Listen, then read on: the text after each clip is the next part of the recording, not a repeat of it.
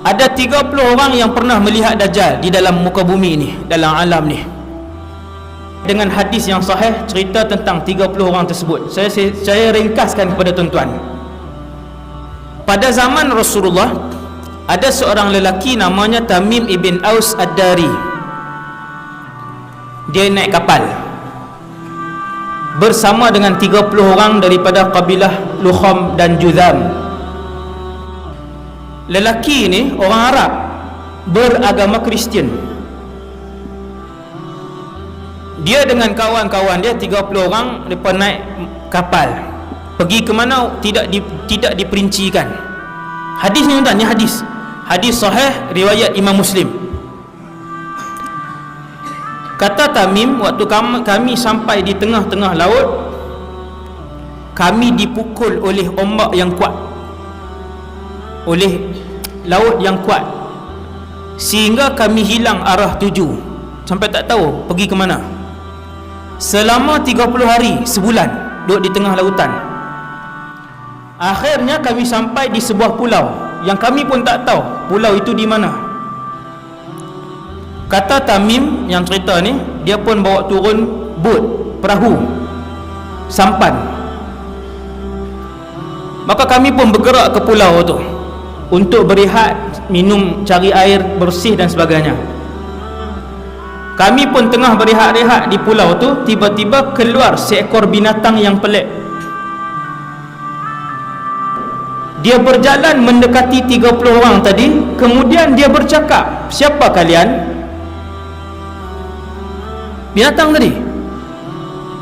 Maka Tamim ibn Aus kata, kami pun jawab, kami adalah pemuda-pemuda Arab Kristian. Waktu tu tak Islam lagi, dia tak masuk Islam lagi. Kami pemuda-pemuda Arab Kristian, daripada semenanjung tanah Arab kami keluar. Sampai tengah perjalanan, tengah-tengah lautan, tiba-tiba laut mengganas. Kami dipukul oleh arus selama sebulan. Akhirnya terdampar di pulau ini. Tuan-tuan, bercakap dengan siapa? Binatang. Kemudian Tamim pun bertanya pada binatang tadi, "Siapa kamu?"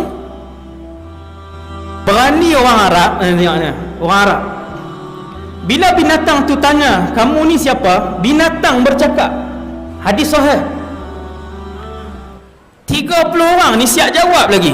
Jawab. Dia tanya pula, "Kamu ni apa?" Binatang tu jawab, "Ana al-jassasah." Ada ulama sebut jassasah tu ialah iblis. Dia berupa jadi binatang huduh tu. Satu pandangan lah, satu pandangan. Ana al-jassasah. 30 orang ni tanya, jassasah tu apa? Dia tak jawab. Dia kata, di tengah-tengah pulau ada satu orang yang sudah lama menunggu kabar berita daripada orang lain. Ada orang pula dah di pulau tu. Maka orang yang duduk di tengah-tengah pulau tu nak jumpa dengan kalian, yang 30 orang tadi. Maka yang 30 orang tadi dalam keadaan yang tercengang. Berjalanlah 30 orang ni masuk ke dalam hutan. Akhirnya sampai di satu tempat penahanan. Masuk ke dalam. Kata Tamim, kami pun masuk ke dalam. Dan begitu terkejut, kami mendapati di dalam itu ada satu orang lelaki, manusia, tetapi tubuhnya sangatlah besar. Satu orang lelaki, tubuhnya sangat besar. Dia bersandar ke dinding gua itu, dalam keadaan kedua-dua tangannya dan kedua-dua kakinya diikat dengan satu rantai besi yang tak boleh bergerak. Kaki dia, kedua-dua pahanya dirapatkan ke dadanya macam tu, rantai besi, tak boleh bergerak kaki macam tu. Kemudian lelaki yang berambut panjang itu, rambut panjang, kerinting yang sangat kerinting panjang. Lelaki itu bertanya kepada kami, "Man antum?" Kamu semua ni siapa? Lelaki yang kena ikat tu tanya. Kami Arab agama Nasrani daripada semenanjung tanah Arab naik kapal, panjang cerita. Kemudian kami pun tanya kepada lelaki tadi, siapa kamu? Lelaki tadi dia tak jawab. Kemudian dia tanya beberapa soalan, 4 soalan. Tuan dengar soalan dia. Hadis ni hadis sahih. Soalan pertama lelaki ni tanya, kamu semua tahu tak tentang Tasik Tabariyah? Yang ramai-ramai ni jawab tahu. Macam mana keadaan Tasik itu? Mereka ni jawab, yang 30 orang ni jawab, oh airnya masih banyak, orang menggunakan air di Tasik itu. Lelaki yang kena ikat ni jawab, tuan-tuan.